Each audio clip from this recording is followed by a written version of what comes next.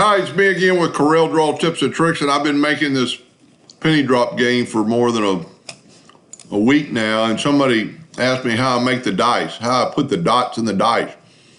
And one of the reasons I draw in the center of the page is for this reason here. All these interior parts are the same, and I'll show you this. I'm gonna hit P. There's this size box. I'm gonna hit P, and that looks about right where I want to put my dots. So I'm going to separate, and I want to put these in groups of 2 because there are different ones, and they're opposite sides. So these 2 are on opposite sides, these 2 are on opposite sides, and these 2 are on opposite sides. So we've got a dot. We're going to make the number 1 first. I'm going to hit P, put it in the center of the page, hit P. That one's done. I need to make a duplicate of my dot. So I'm going to Control D and make a duplicate of it. I'm going to hit P again and hit P again, and this one is done.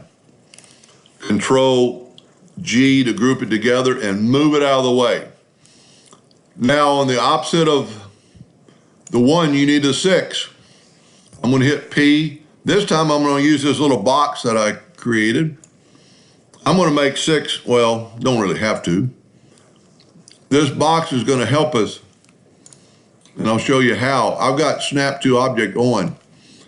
This box is 4.5 or 0.451, so I've changed my nudge distance to 0.451. I'm going to grab my dot and make a duplicate and move it over. I'm going to grab this one again. No, as a matter of fact, I can grab these 2, make a duplicate and move them down. That's our 4. But now I'm going to make a duplicate of that one. And if you have Snap to Object, it's going to snap to the midpoint. I have to go off the page to get, or off the item to get the. Now this time, we are going to make a duplicate of this, Control D. We're going to move this one out of the way. We're going to get rid of our box, and we're going to group this together, Control G. We've got 2 of them done. Now I can actually move my box out of the way. We're going to do the 4, so I'm just going to delete these 2. But I don't want to use that same box. I want to use this box. Hit P. That one's done. Control D and make a duplicate of it. Really, I don't have to get rid of that box because this one's the same, but just so you won't get confused, so you'll end up with the right amount. Now we have the 4, so we need the 3.